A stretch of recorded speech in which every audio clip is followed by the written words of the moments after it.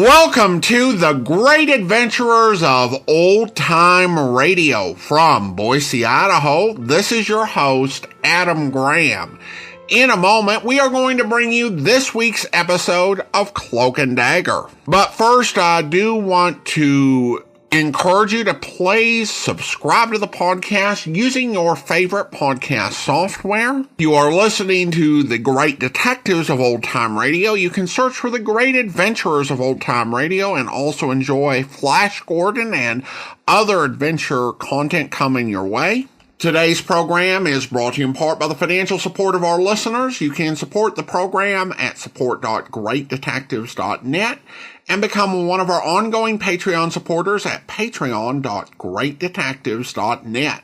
Now, as I mentioned last week, there was a lost episode. In addition, one episode was preempted by a speech by President Truman. So today's episode originally aired May 28th, 1950, and the title is The Trojan Horse. Are you willing to undertake a dangerous mission behind the enemy lines, knowing you may never return alive?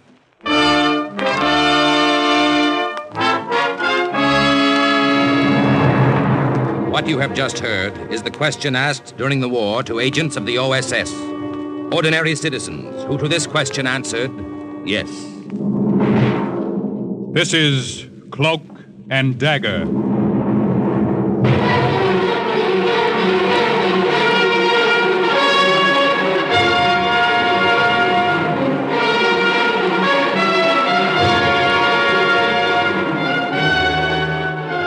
Black warfare, espionage, international intrigue. These are the weapons of the OSS. Today's story, The Trojan Horse, is suggested by actual incidents recorded in the Washington files of the Office of Strategic Services. A story that can now be told.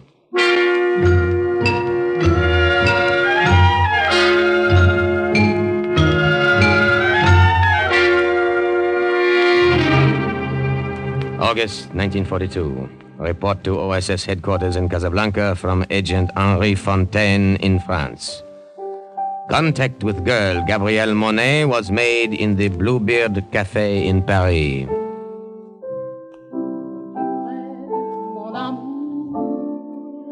I went there alone on the evening of the 15th and sent her a note with a waiter asking her to come to my table when she'd finished her song. Then I sat and waited. German officers were spread about the room as they were spread about all of occupied France. I wondered what they would say if they knew why I had come.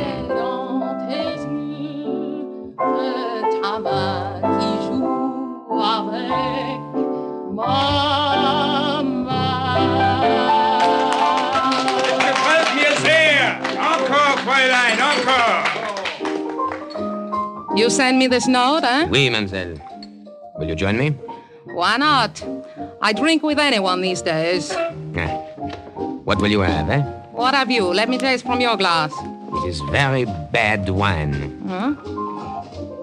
Huh? You are right. Oh, the only time a girl may get good wine nowadays is when she drinks with the Boche. Never mind, I'm not thirsty. I enjoyed your song. Is that what you wanted to tell me? I think you are wasting your time here in Paris. Paris is wasting our time on Paris these days.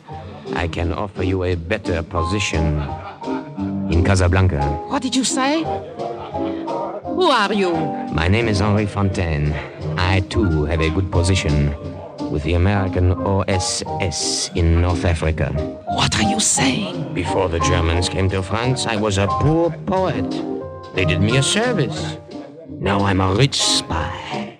You sit here in a room full of Germans and tell me this? What makes you think I will believe you? What makes you think I won't turn you over to the Germans if I do, eh? Mademoiselle, I am not such a brave man. Neither am I a fool.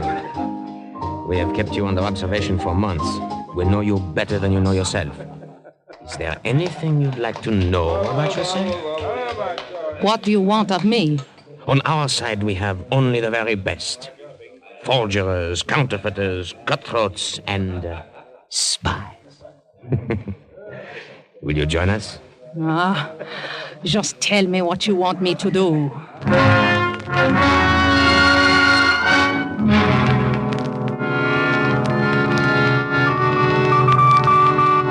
Agent Henri Fontaine in France to Agent Steve Lytle in Casablanca.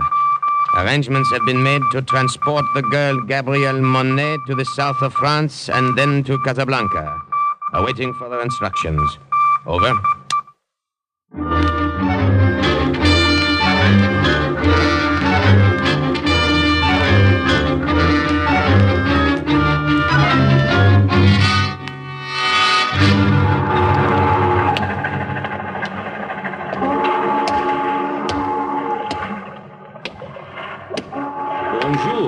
Bonjour.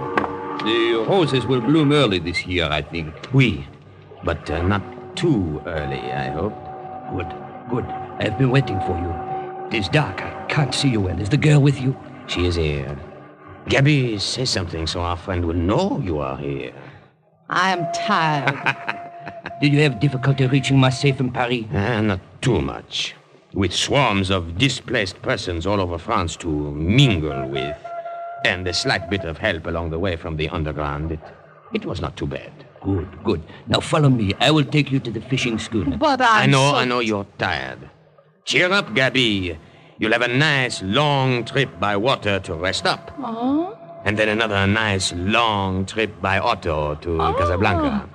Oh, I like automobiles. In the old days, I liked nothing better than a pleasant ride.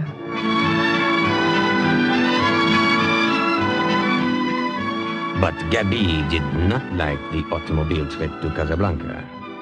It was probably nothing like the old days. I drove up front alone while she was fitted in the trunk of the car behind gasoline drums. There were gunny sacks in a Moroccan rug thrown over her. Across everything, a heavy canvas cover lashed down with just enough air left for her to breathe. We drove that way over rough roads for several hours. When it got dark, I pulled over to a side lane and let her out. Gabby, come out. Oh, my back. It is broken. I will gladly massage it for you. You are too kind. Not at all. No, thank you. Pity. Why did we stop? To give you a chance to stretch your legs. And a cigarette if you want one. Oh, I would die for one. Give. I have one lit here. Mille merci. You see? I try to be gentle. I try to make up for the inconvenience I am causing you. Ça c'est drôle. I remember what another poet once said. A German, by the way, but not a Nazi. His name was Goethe.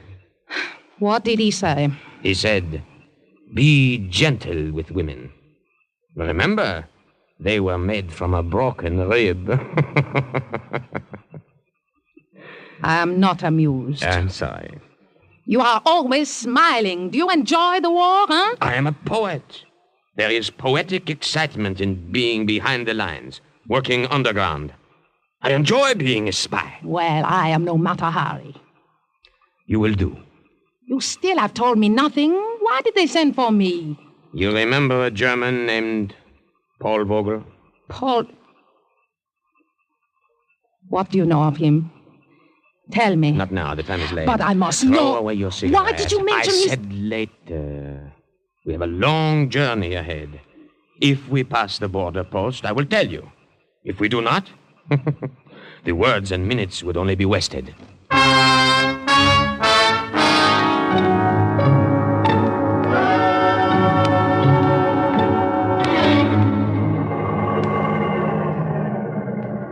Altolat! I thought I would never reach the border. It's been a long trip. Where are you headed? Casablanca. You anything to declare? No, nothing. Let me see your passport. Here you are.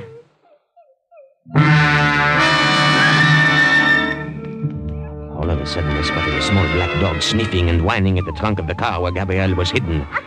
The customs officer had not noticed him, and I knew I had to find some way to keep him from noticing.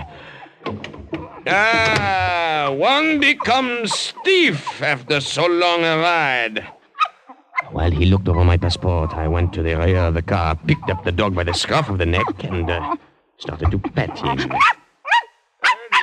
Your passport seems to be in order, but what's the matter with Jeff? Nothing. Perhaps he does not like to be picked up. If he did, he wouldn't try to bite you. Better put him down.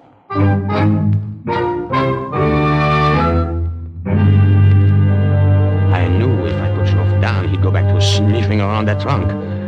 I felt like strangling that cute little black puppy. Well, put him down. I have taken a fancy to him. How do you feel about selling him to me, eh? Huh? Well, you are serious, monsieur? Oui, I like him. Come, how much, eh? Oh, take him. There are two more like him around somewhere. Thank you. He will liven up the journey. Wait. Huh? Before you go. Yes? What is in your trunk? Huh? I said, what is in your trunk? Let me put the dog in the car, and then I will show you. The trunk, I will show you. You see? Gasoline drums. Yes, I see.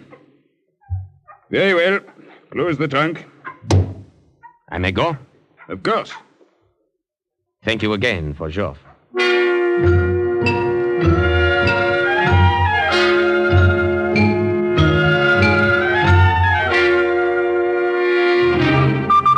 August 27th, 1942.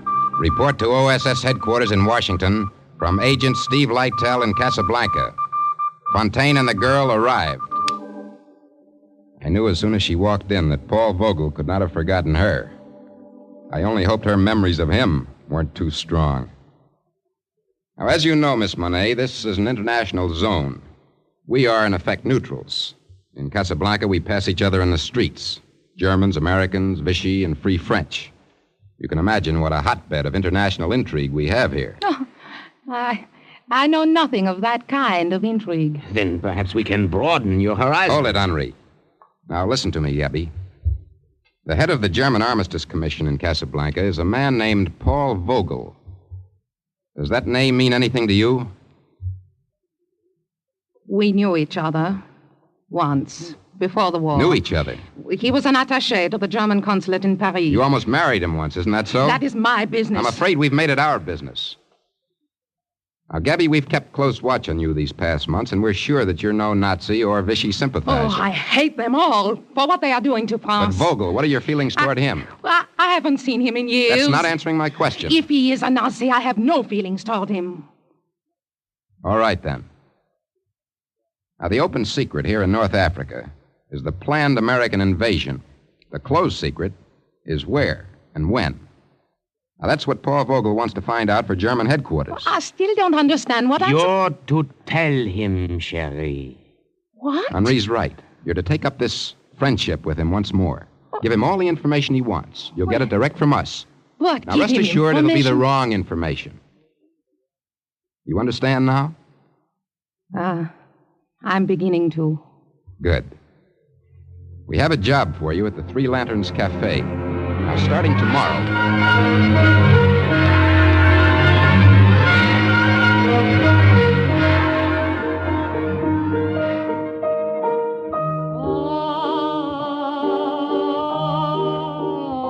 Agent Henri Fontaine and I were at the Three Lanterns Cafe the next night when Gabrielle opened there.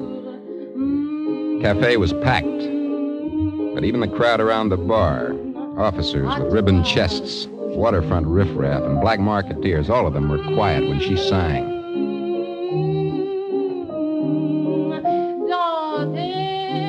She was wearing a red dress. In the spotlight, her face looked smaller and whiter, and her hair looked blacker. There wasn't a man in the room who could take his eyes off her. I wondered how soon it would be before Paul Vogel came in and saw her, too. A girl like that could make you forget the war, eh, Steve? I've got a wife back in Syracuse. Can she wear red like that? My wife can be trusted. And this girl? She and Vogel were pretty close in the old days. I know my own kind. She can be trusted. I hope you're right. The success of the whole American invasion may hinge on it.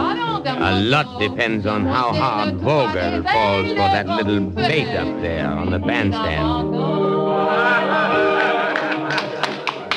Steve, Vogel, he's just come in. That's all I wanted to see. Come on, let's get out of here. Excuse us. Pardon?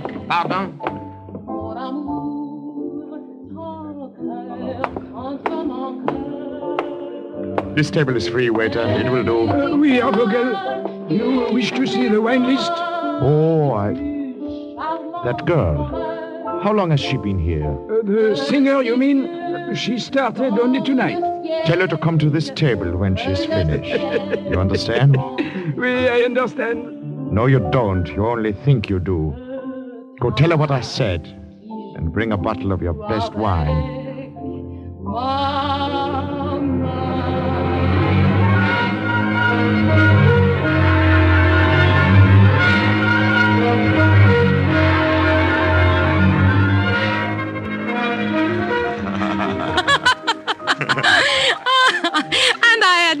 Idea it was you, Paul, when the waiter came to me. How like you to walk back into my life so quietly after making so violent an exit. The world is small after all, Gabby. I'm amazed to find you in Casablanca. I can say the same of you. What are you doing here? I arrived here a few days ago, but I've been in North Africa for months. Tangier, Oran, Tunis, singing. How were you able to leave France after the occupation? You should know how well I always got along with Germans. You don't seem angry with me any longer, Liebchen. After that last time, 6 years ago. Life is too short to be angry for too long at anyone. Besides, I was a fool to have been jealous over that silly blonde with the bad legs. I've even forgotten her name. Suzanne. Aha! I see you have not forgotten. Monsieur? Oh, it's a wine. Gabby, how good it is to be with you again. How good it is to be with you, Paul. For you? For me. Now, we will drink to what is to be, Liebchen. What is to be?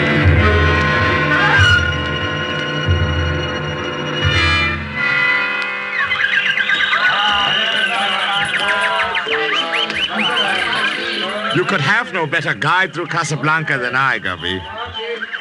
Come, what else would you like me to buy you from the marketplace? A scarf, perhaps? A gold scarf to put around your hair, yeah. Have you taken many girls to the marketplace, huh? Oh, will you be forever jealous of me, Liebling? What is it, the French in you? It is the woman in me. I imagine you are in great demand by the women here. The chief of the German Armistice Commission. How did you know that? I know more than you think. Oh? Would it interest you to know the name of one of the most important American agents in North Africa? Who? Steve Lytle. What do you know of him? I know him. And he knows the details of the planned American invasion. Come. I will buy you a gold scarf. Well, have you nothing to say of what I just told you? I knew that already. I, too, have agents. However, thank you for telling me. I can promise you more than a gold scarf if you find out additional information for me. Is this possible? It might be. Very possible.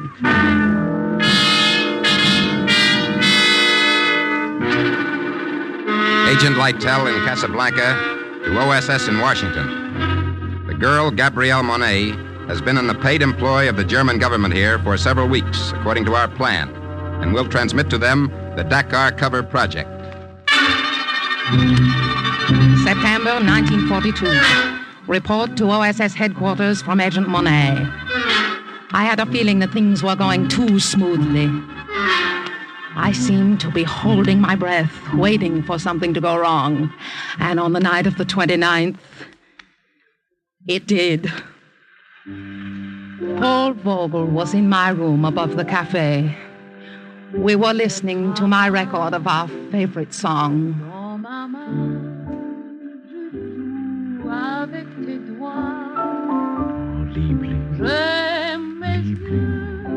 You'll have to go soon. It is late. Forget the time. Who would think it would come to this again, Gabi? After that day in Paris, when we quarreled so. I remember that day. We showed poor judgment to argue out of doors. It was raining. I got a terrible cold in the nose. Poor Gabi. Let me kiss that poor nose. Chérie. Oh, Karl, you really must go. But before you do, I have a paper for you in my purse. Dates when high officials will be in Casablanca. I'll get it for you. I want to talk to you. You're hurting my arm. Let me go, Germany is Paul. paying you well for this information I know, you are Paul, giving us. please. Some of it is useful information, but none of it is as important as I would like. I will try to do better. You had better do better. You know what would happen, Gabi, if I found out you were crossing me. I would not cross you. It is nothing for me to my... twist your arm like this. Such a small arm. Think what I could do if I really tried to hurt you. You hurt me now because you don't trust me. What do you want? You claim to know this American Lightel. I do. You claim you get your information from him. I Is do. that all he gives you? What about his love? Oh. Does he give you that too? Paul, the shoe is on the other foot. Now it is you who are jealous. Oh, how foolish of you. Think, would I lie to you? Gabi.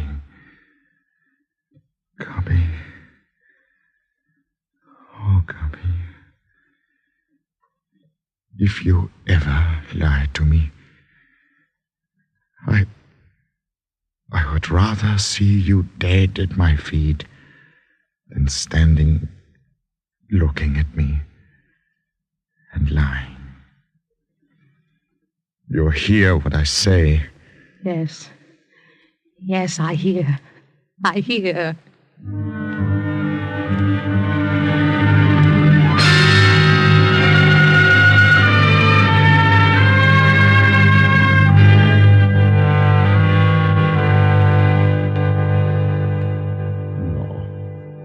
No more wine.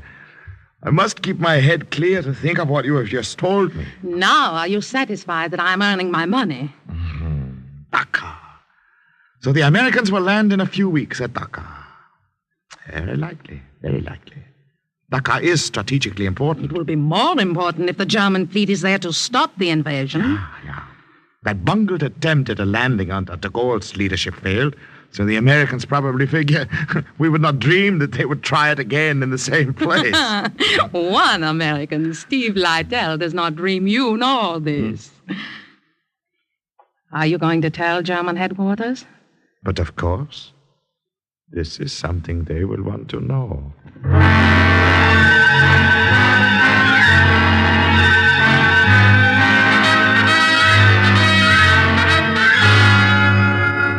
He believes it, Steve, every word of it. Good. The German fleet is being sent to stop the invasion at Dakar. Good, Gabi. Good work. Steve, radio report just in from Gibraltar. What is it?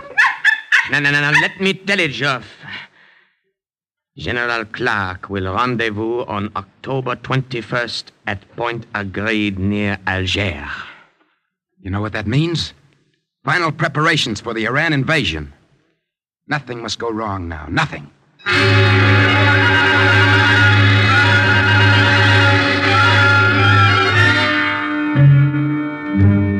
November 4, 1942. Something very wrong happened. Paul came to my room just before I was ready to go downstairs to the cafe. Paul! Gabi, your friend Lightel has been playing you for a fool. Do you hear what I say? I don't understand. The invasion is not Dakar. I just learned myself it's to be Oran. Oran! And the German fleet, on my suggestion, is waiting in Dakar for nothing. Paul. And will continue to wait for nothing. Paul, it can't Do you know be. what this will mean to me? Do you realize what the High Command will do to me for this? Please, Paul. Ruin. Perhaps your latest information was wrong about Oran. No. It all ties in. They, the Americans, wanted me to believe that... Gabi, what had you to do with this? Now what are you saying? I'm getting tired of your suspicions. One day you trust me, the next day you don't. You're French? What kind of French? Instead of questions, ask yourself this. Would I betray you, Paul? Not Germany, but you. Think. Look at me. Look at your Gabi and answer.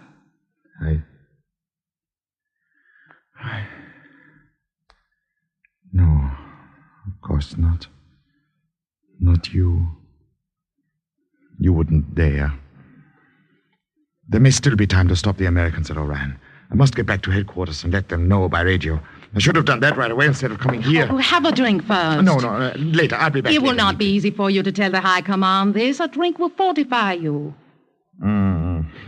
Yes. Perhaps you're right. One drink, then.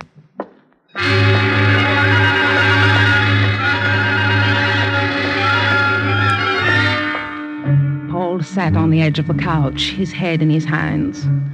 I remember thinking how very blonde was his hair, how large his hands. Take your time. It was not difficult for me to drop half the L tablet from my purse into his glass as I poured the liquor over Please it. hurry down. Oh.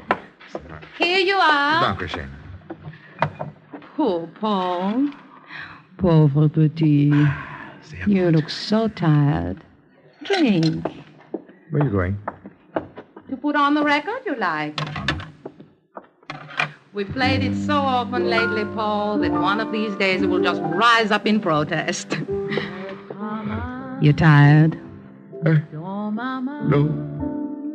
Why should I be tired? I must go now.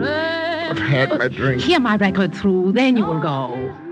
No, now. I must go now. You're so good to me, Gabi. You love me. You love me very much. His head had fallen on his arms and rested on the table. The tablet had begun to work as I knew it would. I got the automatic pistol that had been given to me by the Americans and shot him twice through his very blonde head.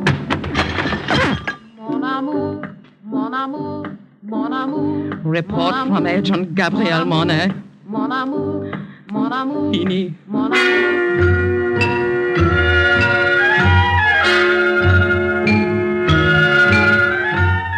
it ought to come any minute now, news of the invasion. I've had word that Eisenhower and Clark were in Gibraltar on November the 8th. I'll let you both know as soon as something comes through on the radio. Are you all right, Gabi? Me, don't concern yourself. You did what you had to do. It took courage. Well, if I had thought about it longer, perhaps I would not have had the courage. You cannot know. I think I do. He meant a great deal to me. A long time ago. I killed him. Listen to me. I told you something once that the poet Goethe said. He also said this. Give up what perished long ago, and let us love what's living. Do you hear, Gabi? Do you hear?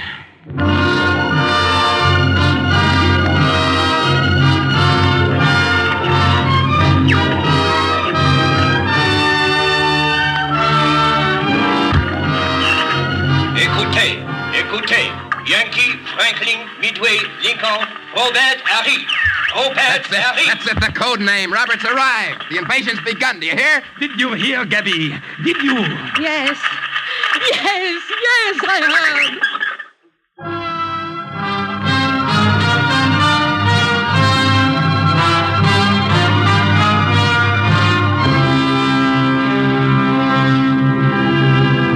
And once again, the report of an OSS agent is closed with the words, Mission accomplished. a further adventure in black warfare is next week's Cloak and Dagger.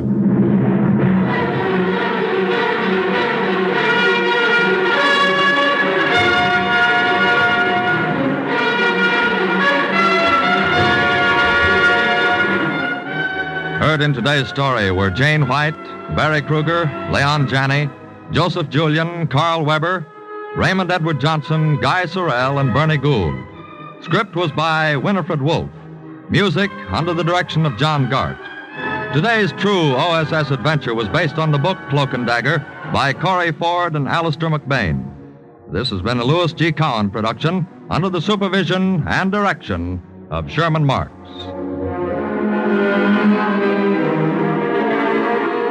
Stay tuned for the second big mystery, High Adventure, on NBC.